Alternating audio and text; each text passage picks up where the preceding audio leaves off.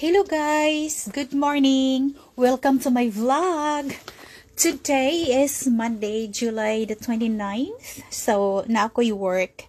Akong work is 7 a.m. till 3 p.m. Canada time. So, flex ko yung OOTD ko for today. Morita lang siya. Nag-flex.